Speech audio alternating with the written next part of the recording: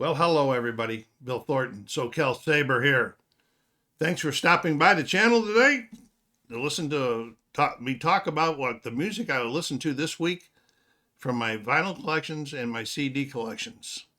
Uh, it's a pretty interesting week. I hope you'll enjoy this one. So the first one I started off this week with is 1977 LP by 10cc. This is from Whatnot. Now, if you haven't watched in a couple weeks, that bundle that I was working my way through is done. This was not from the bundle, so anything from Whatnot from now on is something that I bid on specifically because I knew I wanted it. This is 10cc's 1977 album, and I have two LPs in the collection by 10cc. It is a gatefold. Let's get there. That's pretty interesting, huh? It's deceptive bends. Oh, I can see. So they got the bends and the divers when they come up too fast. I can see how that relates. Then we got a diver on the back here too.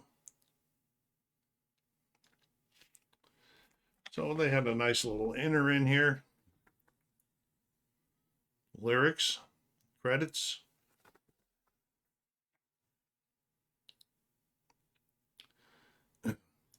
Got a big hit off of this album called The Things We Do for Love. How many of you remember that one? That was a big hit. I really liked that one. Reached number 1 in Canada and number 6 in the UK, and number 5 in the Billboard Hot 100 chart. Phillips.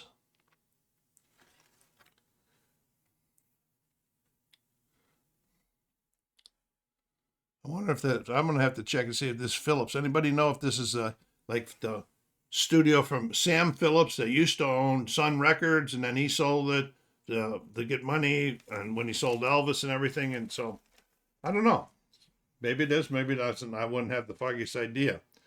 The album made its way onto the charts in 9 different countries. So I'll put this back up here so you can see the tracks again. I'm happy that I picked it up. This is a nice addition to the collection. And for this week, I'm going to give it a G+. That's Deceptive Bends by 10cc in 1977. All right. Now we're going on to another Whatnot purchase. I think I watched too much Whatnot. What do you think about that? Before we get into this one, go down there and hit that like button. If you're watching and you haven't done so yet, please subscribe. Help the channel grow. Put comments down there about these albums, or what albums did you listen to this week, or what are your favorite albums, whatever. I'd like to hear from you. Tell your friends about this channel too. This channel is growing very, very slowly. Well, anyway, this is a 1976 LP. Dreamboat Annie from Heart. This was the debut album by Heart. Released in the US in February 76. Peaked at number 7 on the Billboard Top 200. It also reached the top 10 in the Netherlands and Australia in early 1977.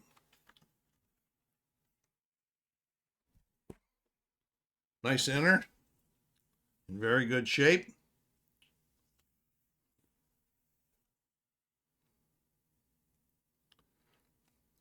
This album has 3 commercially successful singles on it.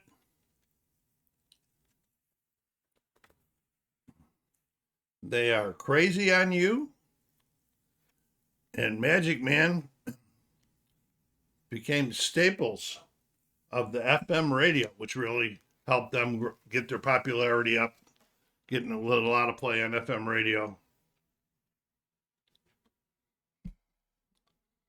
Success of the album led them to, and the label to a split. Hart thought that they should be getting more royalties, and the album fought against it and everything, so they just left. And from the stuff I have by heart, this probably is arguably my favorite album by them.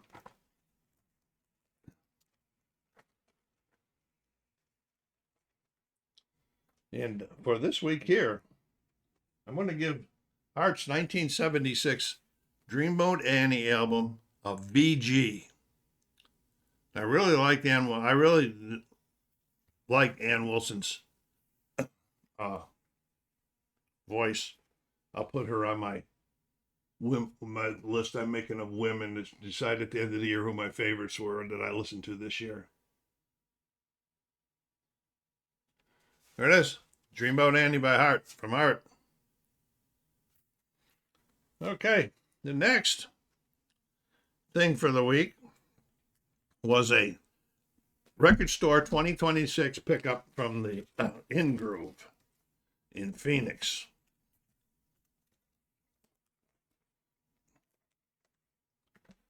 And it's 7-star.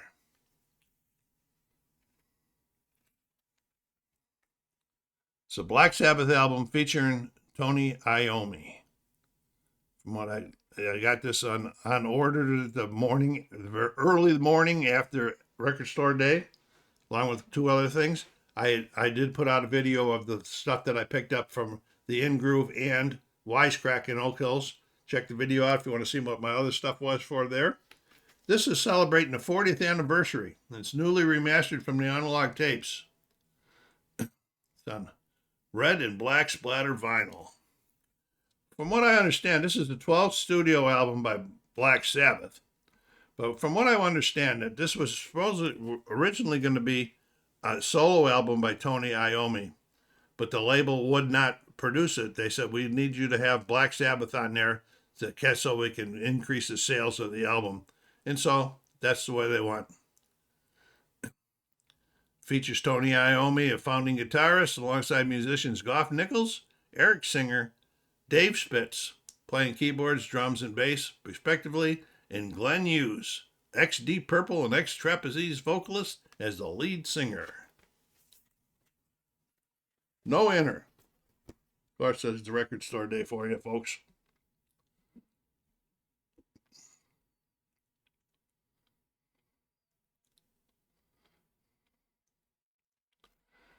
Despite the issues they had developing a name in the production, it earned moderate commercial success. Well, that's a very pretty vinyl album, ain't it?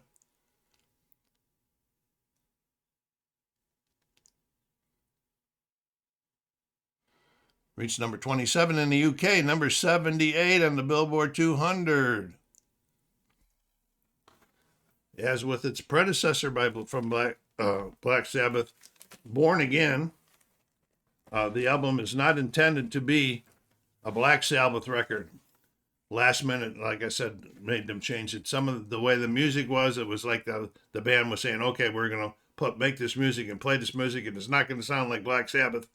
And that the conspiracy theories. I like them sometimes. Okay. Many of the songs have a very hard rock sound, while some contain a bluesy feel, especially Heart Like a Wheel.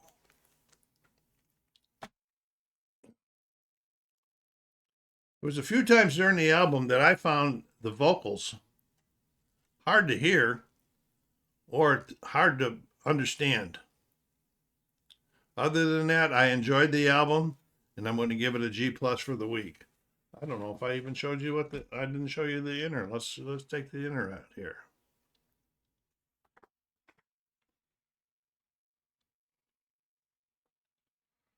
So G+ for the week on 7-star, the Black Sabbath album featuring Tony Iommi.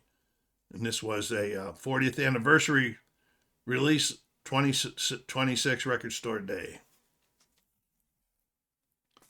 All right, we're at the time of the week where it was time to where we normally pull out 2 Cs, but again, this week we're only pulling out 1 CD. Why? That was a double. It's the boy, I even forgot what it was. This is a 2003 reissue of the 1977 set This is Decade by Neil Young. When it first came out, it was on 3 albums or 2 CDs. I have 4 LPs and 16 CDs in my collection by Neil Young. Am I a fan of Neil Young? I hope so. I'm a fan, or else I got a problem with compulsion with buying his music. I'm sure I don't have all of it now, like the big box sets that have come out lately I haven't gotten into. Overall, it's made it down to 8 charts, including number 43 on the Billboard's top pop albums chart. So we got a little book here. See if I can get her out okay.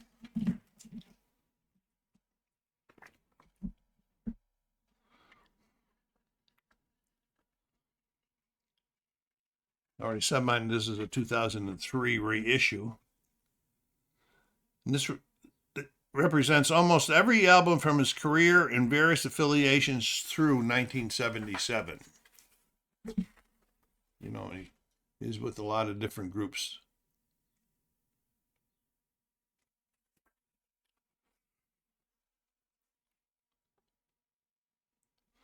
The album has been lauded in many quarters as one of the best examples of a career retrospective for a rock artist, and as a template for the box set collections that would follow in the 80s and after and later.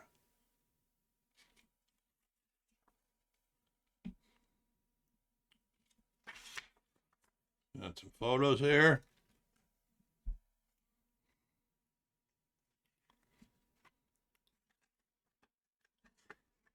"36 songs on 2 CDs.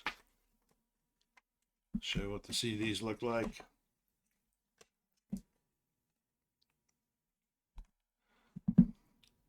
"36 CDs, 36 songs on 2 CDs. I can tell you that is a lot of Neil Young in one day.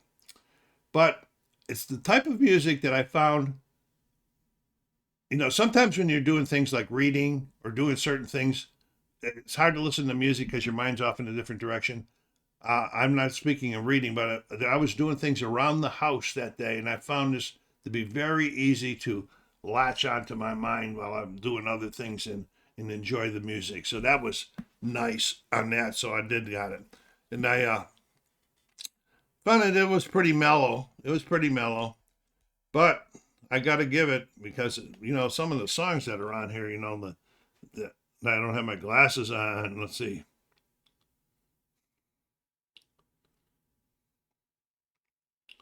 Oh boy. Sorry, I can't read all of this. "Old Man," "A Heart of Stone," "Heart of Gold," and a bunch of other ones that were hits are on here. Should have put my glasses on. I'll show you so you can see the lists.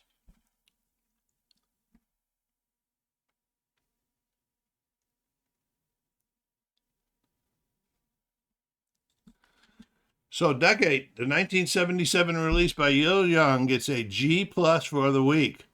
I'm having a pretty good week. Pretty good week. So now we're back to the albums. The last 2 albums now is the ones that have been in the album or in the collection for a long time, waiting for its turn through this review thing I've been doing.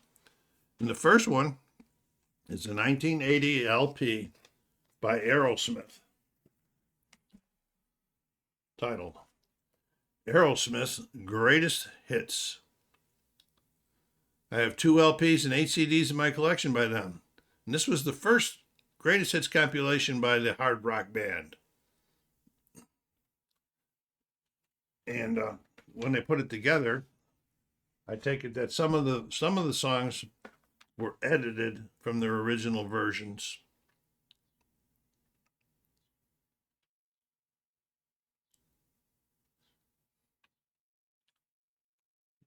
The single version of "Same Old Song and Dance" was used and was edited down almost a full minute. Well, they only could, in those days, they could only get so much on an album, and they weren't making dual albums back in those days. Not a lot. This had some really, really great tunes on it. Dream On, Same Old Song and Dance, Sweet Emotion, Walk This Way, Back in the Saddle, Last Child. Check these tracks out on here.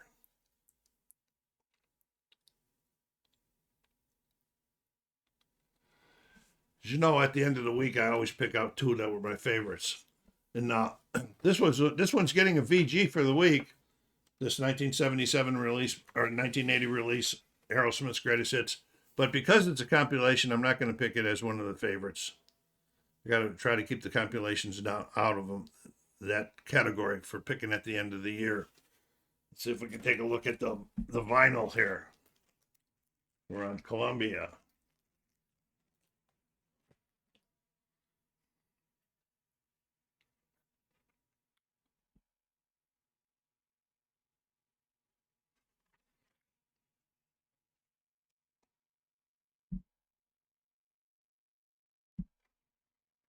Okay, so VG for Aerosmith's Greatest Hits from 1980. Now, the next one is one that I actually forgot that I even owned. It's the only thing I have by them in the collection, and that is the 1979 album, Get the Knack by the Knack.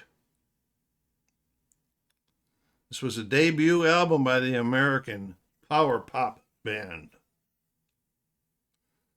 So the front and back covers should remind you of something. I'll get to that in a minute. At the time, the album was one of the most successful debuts in history, selling over 1 million copies in less than 2 months and spending 5 weeks at number 1 on the Billboard Top 200 charts.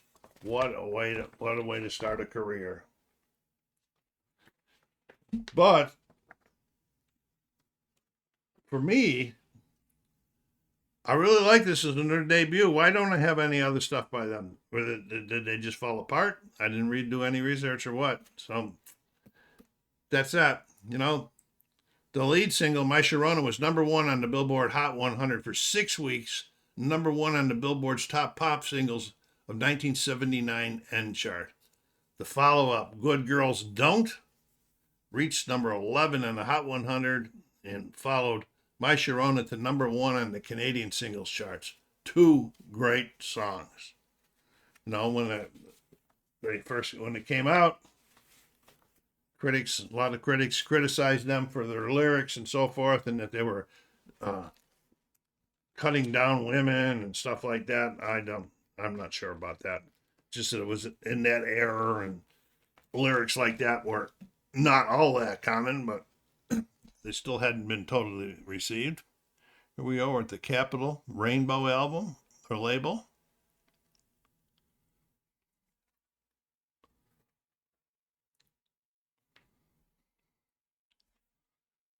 Okay, back to the cover. They tried to make this album like a Beatles album with the music and so forth, but if you look at the front, this is like a copy of the Beatles' original Meet the Beatles album in the early days. The picture of them. Then it's a picture of the Beatles from one of their albums, or I forget, movie, Hard Day's Night or something like that. Pretty similar. I think that would take a lot of guts. Then 79, you know, the Beatles weren't around anymore, but take a lot of guts to be imitating your pictures and so forth as the Beatles. So that was a G+ for the week on Get the Knack by the Knack. Good stuff. All right, what did I pick? This was one of the more I'm trying to do something here. More difficult weeks to pick out, because everything, the lowest I put out of here was a G+ for the week. We're gonna go back. So I did like the 10cc album, Deceptive Bends, but I didn't pick it. I did pick, the first one I picked was Dreamboat Annie by Heart. I really, really enjoyed that album. I'm so glad that I have it in my collection now. And that was their 1976 album. And then Seven Star, the Black Sabbath album featuring Tony Iommi, was very good. I'm not very good. It was a G. I gave it a G plus, I believe. Let me look here. Yeah, I gave it a G plus for the week. But I didn't pick that either. You know, either one of those, them or 10cc, could have done it. Could have got in on other weeks. Then we go down to Decade. Of course, I did not pick Decade because it was I give it a G plus. I didn't pick it because it just had too many of his hits, and I kind of called it a compilation of all of his stuff through 1977. Aerosmith's Greatest Hits, I gave that a really good stuff, a VG, but I didn't pick it because it's a compilation. So the last thing I picked for the week was Get the Knack by the Knack from 1979. What do you think about my choices? Which ones would you have picked? Whether you had the album or not, or whether you like the artist in that. Let me know. Love to hear from you. SoCal Saber saying take care of yourselves out there. Be kind to each other. Stay safe.